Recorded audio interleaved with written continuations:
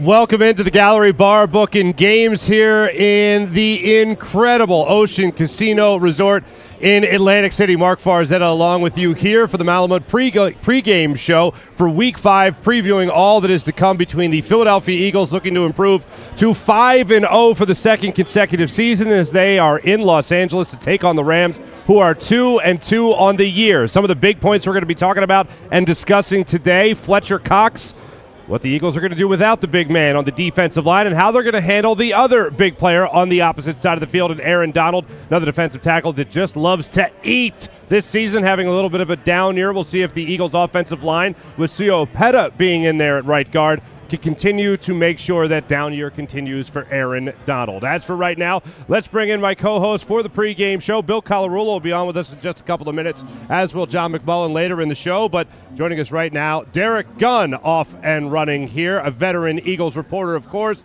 and Eagles Hall of Famer Seth Joyner joins us. Gentlemen, we're going to start it off with that conversation point of Fletcher Cox, as well as Bradley Roby coming in to start out his Philadelphia Eagles career. Let me first ask about Roby, considering the fact that it looks like Cooper Kupp is going to be up and running for all intents and purposes in this game, making his 2023 regular season debut. So let's start with the cornerback position, Gunner. What can we expect, if anything, from Bradley Roby in his first start or first game here with the Philadelphia Eagles? Well, they didn't bring him in here just to sit and learn. They need help right away. They've identified that slot corner position is a problem. And obviously the secondary play overall in the pass defense has been a problem and will continue to be a problem until they get some more bodies healthy. He's a proven veteran, a former first-round pick. But anytime a guy's been sitting out there this long, I always wonder, why has he been sitting out there this long, okay?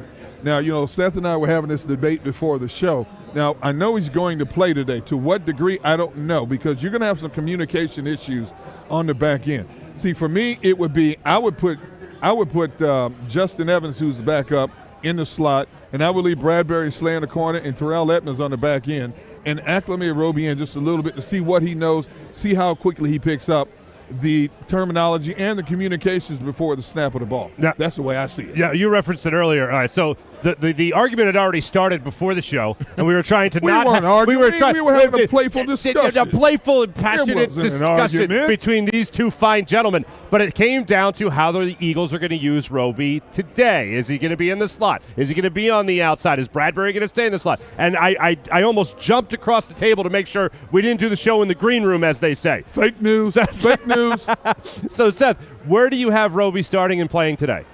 Listen, they didn't sign him for him to sit on the sideline. They didn't activate him today for him to sit on the sideline. He is a starter in this league.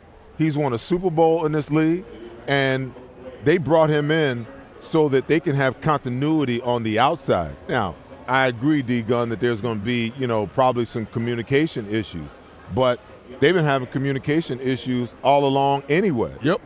And I would much rather have, Josh on the back end than to have to deal with Terrell on the back end, because he's been a coverage liability. I think that he's more of a box safety, a guy that you're going to drop in on the hash or something like that. But I don't think, he's a guy that you want to get stuck having to play halves coverage or having to play man-to-man somewhere. So I expect for Bradley Roby to step in and play today, and for them to, make the adjustments where they need to make the adjustments. Listen, they got bigger problems than who the heck is going to play at slot corner today. Trust me, as we get into the show, I'll explain to you why I feel that way. Well, Seth, here's the thing that concerns me, number one. Roby's a former number 1 pick. He couldn't crack the starting lineup when he was with Denver. And then everywhere else he's gone, he's made quick exits everywhere else. He's sitting at home. Now, he's a vet, Super Bowl champion, sitting at home this far into the season. You see how many DBs have dropped like flies in the first 4 weeks.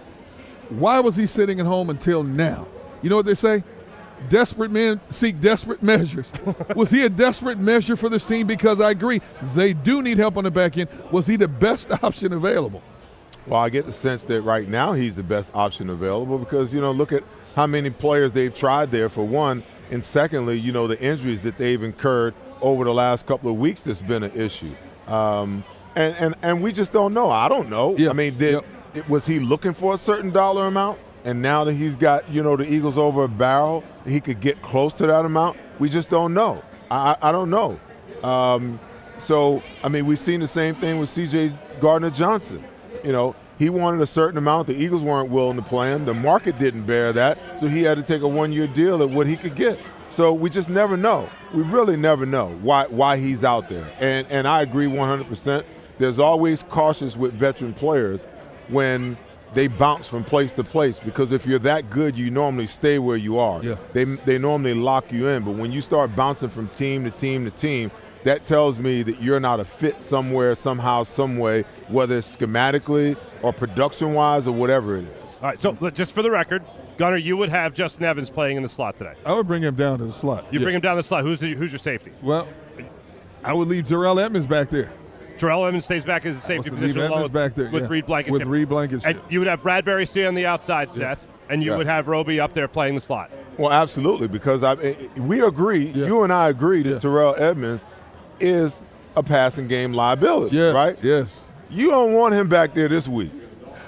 I'm telling you, you do not want him on the back end this week. Not and you don't want him, stuck in coverage on one of these wide receivers, because he can't cover. It's a slippery slope, man. And I believe you're bringing a guy in off the street who's got to learn the terminology, the communications. The good part about it when you bring a guy in off the street, I heard Sean Desai talk about it, early in the week. He said, hey, he's a smart guy, intelligent player, and sometimes, these terminologies and these schemes, they kind of overlap. Yeah. So it's possible that he's played in this system before, and maybe he understands the terminology. Maybe he understands, what the communication points are and what coverages they're playing. So it might not be that great a transition. I kind of get the sense that that's what it is, because you don't bring a guy in on like Tuesday and then all of a sudden you're up, on Sunday. You very rarely see that. Certainly. But I would agree with you both when you talk about the Terrell Edmonds situation. That's a liability, without question, today. Now, Seth, one of the things you just mentioned was you got a couple of things that you're concerned about going into this game. Is one of them Fletcher Cox not being there on the defensive line? The defensive line is deep enough without Fletcher Cox to have success today. I believe so. Okay. I do believe so. And you've got a couple of young guys that they're going to pull up today. That's going to get an opportunity, to show what they can do. It's not like the Rams' offensive line is, some great offensive line. So I'm not overly concerned about Fletcher. I'm still kind of wondering. He got a sore back. That's you're not playing because you got a sore back? Well, he had an epidural. He had an epidural in his back. Really? Yeah. So now technically, as I broke the story the other day, they're hoping that this epidural will calm this back. It's a back issue he's had for a number of years. But he's been playing like 72% of the snaps. He's not 23 anymore. He's like 33. I don't have to tell you this. You get older, them aches and pains take a little bit longer to heal. I get it. And when you get at a point now, when you're having an epidural to your back issue, it's going to be a reoccurring issue. Now, they're hoping that he's able to come back next week. It's not a guarantee, but they do an epidural to see if they can calm that thing down. Whatever it is, whether it's a sciatic nerve, whether it's a muscle issue, a tendon issue, whatever nerve damage, whatever the case may be, they're hoping and keeping their fingers crossed that this is only a one-game absence. But when you got a guy playing a D tackle like that, man, you got to use your upper and lower body strength combined to press up against these 300-plus pound. That's a lot to ask when you get that injury. It doesn't heal itself. I agree. But so to answer your question, I'm more worried about what happens on the back end, because the Eagles have not fared well against motion, and Sean McVay will motion you and shift you to death to try to play with your eyes and to create confusion. And the other thing that the Eagles don't play well is they don't play bunch formations very well. You saw last week guys running wide open off of the bunch look, and it's so simple in theory to actually defense, because for spacing reasons, anytime you get three guys a bunch together, one's got to go in, one's got to go out, one's got to sit down in the middle. Now you got equal spacing. The key breaker is, they'll send one guy to the flat and then run two slants behind it, or one guy on a crossing and run slants all routes inside. But, those are key breakers. Those are things over time you can begin to anticipate and you can begin to try to defense. But they don't do good at all against the bunch situation. I don't care whether it's three wide receivers, whether it's two wide receivers and a tight end, or whether it's the Z close with the back offset and the tight end there, they don't do well against those type of formations. And what they really do is they put the middle backer, the Mike backer on that side in conflict because he's the inside player. So he's more times than not, what they do is they'll take the wide receiver, the Z, and put him inside and move the tight end out to create the inside mismatch between the Mike backer and the wide receiver. So now he's going across the field and he's giving the Mike linebacker all this business, and the Mike backer's trying to keep up with it. Now, if you make the switch, now they know it's man coverage. So what do? They turn around and they check it and they run the ball because you got the little small DB inside actually playing Mike backer. So it's this chess match that I'm worried about with the Philadelphia Eagles and how they're going to be able to handle that situation. It's actually one of my big concerns in this game. You hit the nail right on the head as far as I'm concerned when it comes to the word chess match, that phrase. Is Sean Desai, Gunner, is he ready for a chess match with Sean McVay? That's a very good question. I mean, that I think is the $64,000 question going into this game. Sean McVay is one of the most creative minds in the National Football League, and when it comes to his passing game, he likes to create chaos. It's like the Keystone Cops running around, like Seth was talking about. They like to run a lot of crossing routes, like the rub routes, and so on and so forth. I don't know at this point. I can't sit here and say, because we haven't seen him do it yet, if Sean Desai has the answer for what Sean McVay is going to run. Now, we'll obviously talk about that in depth after the game, but I'm as concerned as Seth. Now, when you look at these Ram receivers, okay, the big star Cooper Kupp is coming back, but the other guy who's been the star, this Paku Nakua, out of BYU's fifth-round pick, you're sitting there going, who? He's averaging over 125 yards a game. He's leading the league with 39 receptions. He's 22 years old. He's straight out of college. Then you have another kid, a 23-year-old Tutu Atwell. Again, two names that would be great for a Scrabble match. He's a guy who's 5'9". He's a scat. And then you got a great tight end in Tyler Higbee as well. So Sean McVay is going to try to create chaos. And I'm concerned because the Eagles up to this point, yes, they're 4-0, but the back end of the defense has left a lot to be desired in terms of coverage. Mm-hmm. No, I absolutely agree. But how about this? I know the Eagles have struggled mightily against tight ends so far this season, and that seems to be a reoccurring theme with the Eagles, struggling against the tight end position. I knew they were bad. I didn't know that they were second worst in the league at defending against the tight end. And I don't think that Tyler Higbee is any type of amazing tight end by any means. But could he be made to look like an amazing tight end today? Well, he's killed us before. The last time they played us, he had a day against them. And I think a lot of it, in my opinion, is really just challenging. Okay? See, my word for this week would be challenge. Challenge the wide receivers, challenge the tight ends, in your man concepts. You have to do that. I think that Sam Howell had such a big day passing the ball because we were too passive. You got to challenge people at the line of scrimmage. Now, you're not playing against Johan Dotson that runs a 4.2 40 or Terry McLaurin who runs a 4.3, 4.4 40 that you have to worry about. None of these guys on the Rams team are you worried about those guys running away from you. So get up and be a lot more aggressive today in your man concepts to buy some time for the rush to actually get there. If you play off 7 to 10 yards the way they did last week, listen, Matthew Stafford will throw for 400 yards against you. He's averaging 41 pass attempts per game, and he's averaging well over, 300 yards passing per game. That's not a good combination for a team that ranks in the bottom half of the National Football League in pass defense. So what's the remedy? Between I think Cox, Carter, Sweat, BG, and Hassan Reddick, they had 32 pressures between the 5 of them last week. Okay, 32 pressures, and and I get it. You had 5 sacks, but your defensive line only got 2 of them. The linebacker got the other 3 because they were bringing pressure because they had to. So what gives? What's the problem? The problem is, if you're going to bring pressure, then you can't play your cornerbacks 10 yards off the ball. Your cornerbacks have got to get up in a posture that challenges the wide receivers at the line of scrimmage, yet challenges the quarterback to make perfect throws on the outside and only give him one read. You just got to do it. If you're 10 yards off and I look out there and see you 10 yards off, I'm like, You know what that means, right? Slant. And I'm going to hit that all day long with you 10 yards off, and I'm going to get at least 5 yard minimum before the cornerback can even react. And I don't care how good of a cornerback you are, you can't stop that from 10 yards off. Hey, Seth, I agree with everything you just said so eloquently.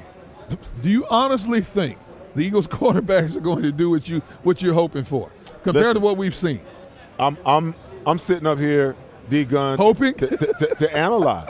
Okay? I know. So I'm just throwing my analyzation out there for what I think the Eagles need to do to get right in the passing game. Yes. You know, and I talk about this all the time. Okay. Nick Sirianni brought in Jonathan Gannon. That was his boy. Okay. Jonathan is a disciple of Vic Fangio. Okay. They play.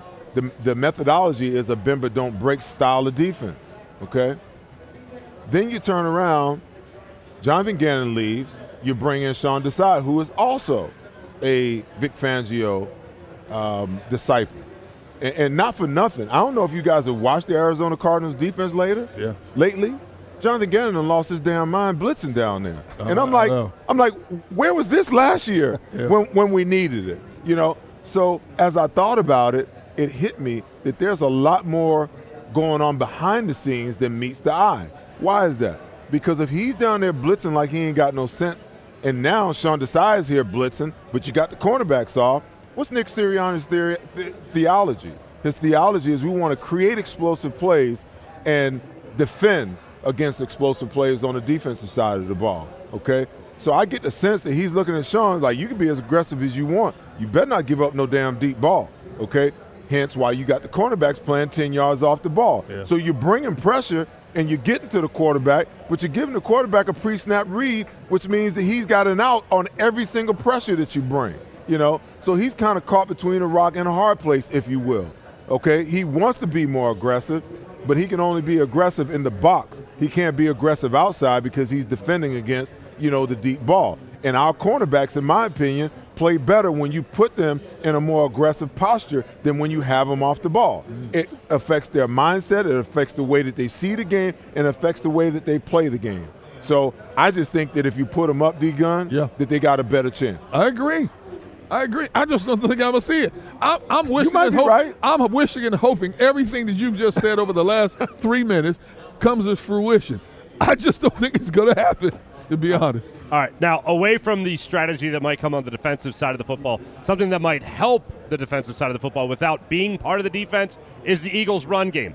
Is this as bad a situation, fellas, as it might be for other teams that try to keep the Eagles' offense off the field? We see it time and time again when it comes to other teams coming in to Philadelphia or the Eagles visiting them, and they try to run the football to keep Jalen Hurts, A.J. Brown, Devontae Smith, and Dallas Goedert, though he hasn't been a big part of the passing game to this point, to try to keep that offense off the field. So the Eagles going to do the same thing, knowing they're banged up at the cornerback position. Are they going to attempt in this game to maybe rely a little bit more on that run game like we've seen them do in the past? If their passing game isn't going, they've relied on the run, they've shifted to that.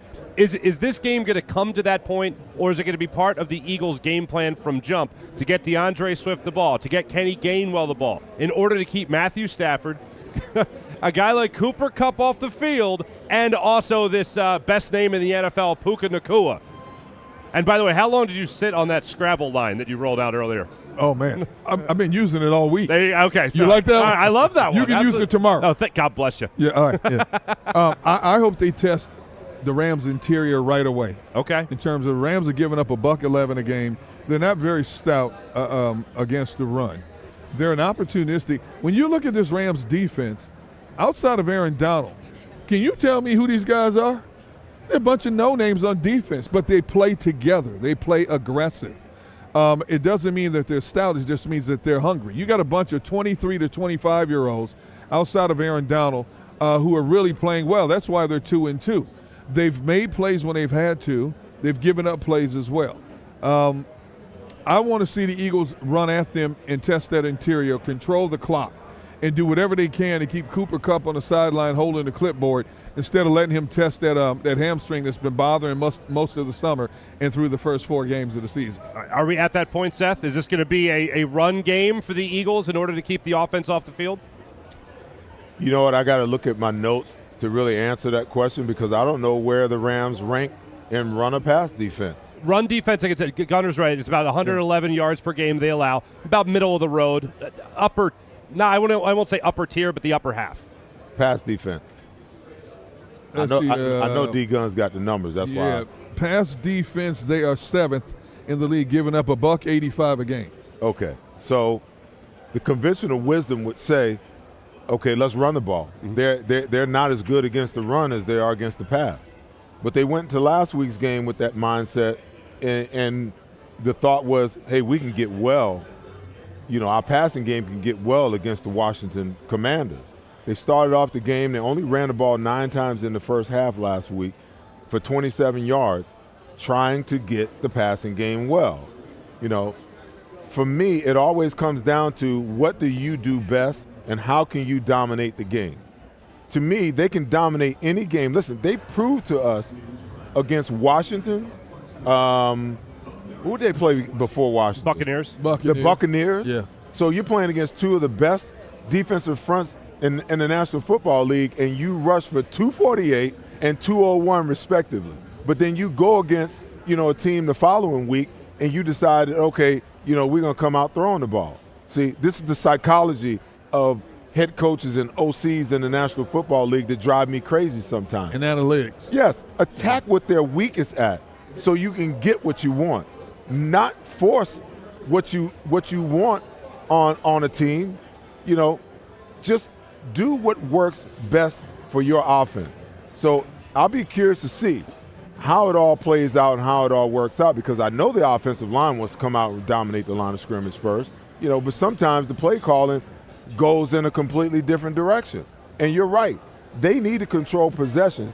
Anytime the Eagles are playing against really, really good quarterbacks, I always say this, you got to control the number of possessions, okay? When you're playing against a veteran like Matthew Stafford, when you're playing against Patrick Mahomes, when you're playing against a healthy Aaron Rodgers, you want to hold the game possessions to 8 to 10 or less. If they get double digits or higher, that's too many opportunities that they have to put points on the board against you. So you come out, you run the ball, you control the time of possession, okay? And you put them in a position where they need to score every time they get the ball because they don't know how many possessions they're going to have in the game. That's just smart football. But if you come out throwing the ball, guess what winds up happening? All it takes is 1 or 2, 3 and outs, and next thing you know, they got a lead, and now you're in catch-up mode. Now you got to throw the ball even more than you want to because you're behind. Mm-hmm. Hey, just for a moment, while we've been talking, I reached out and asked some people in the know, to what degree will Roby play in this game? The response I got was, he's not in shape, but he will play. Wow. That's the response I got. He's not in shape, but he will play. So that tells me that his role is going to be limited based on 2 things. Number 1, physical stamina. Number 2, how quickly can he adapt to what they're doing on the back end in terms of communicating and in terms of knowing exactly where they need him to be at any given moment. Because as Seth will tell you, 1 false step, big play for the opposition. He's not in shape, but he'll play. Yes. See, that tells me that he knows what to do. The mind is willing, but the body ain't able yet. Right. Yeah. What's that old saying? The mind says go and the body says no.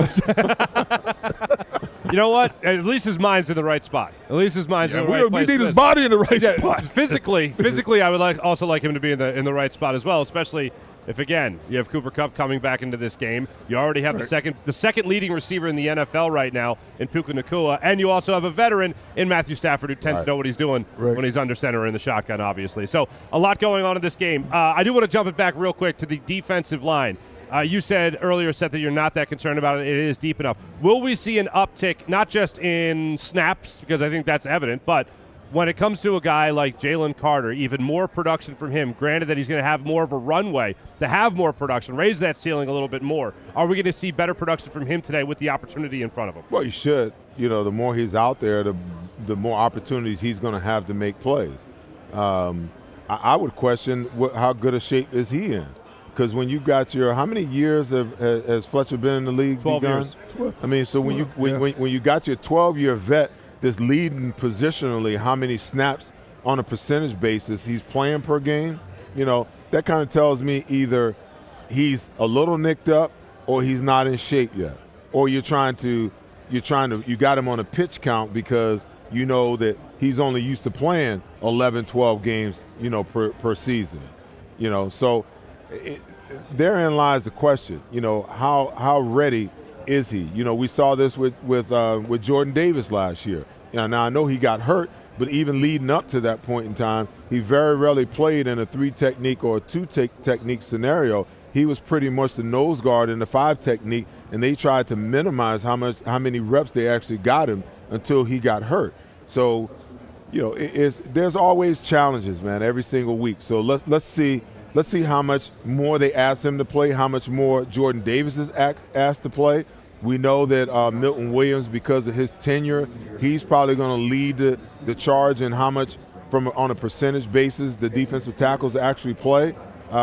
Is it Tui Pelupo? Is it Marlon Tuipulotu? He's down. He's out. Yeah. Yeah. So I mean, Ajomo might be up today. Ajomo's up, and there's another kid. I can't remember his name. Something with an F. Octavius Street. Yes, Street is up. So we're going to get a look at what Jomo and Street can actually do today. But you're always limited with those young guys because you don't know what they can do. You haven't seen them play since preseason. Gunnar, last question. I just have to throw it to you real quick. Without Fletcher Cox being out there, who's going to limit the word count by Brandon Graham when he's talking that trash out there on the football field? Because that was a big concern in the locker room this week. Not a soul? It's impossible. Not a soul. Brandon Graham, what were we talking about upstairs in the green room? Literally said he's going to be – Brandon Graham literally said he's not going to talk as much this week because Fletcher Cox isn't there to corral him. Brandon Graham talks in his sleep.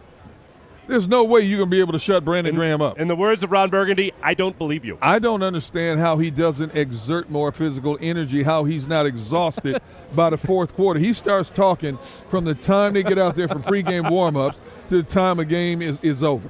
D-Gun, you got to realize there's psychological warfare in talking. Yeah. Okay?